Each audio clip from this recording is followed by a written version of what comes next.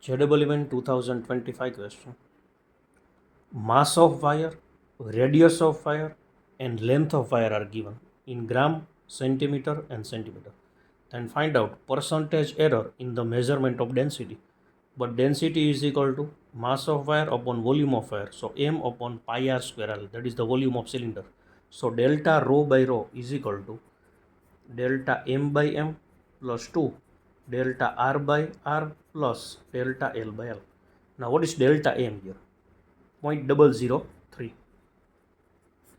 Mass 0.60 plus 2 delta r 0.01 r 0.50 delta L 0.05 upon 10.00. So percentage error in the measurement of density, delta rho by rho into 100, multiply both side by 100. So it becomes 0.3 upon 0.6. 0.0 into 100 is 1, so 2 upon 0.5. 0.05 into 100, that is 5 upon 10.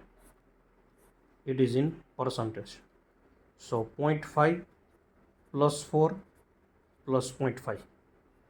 So answer is 5%. Thank you.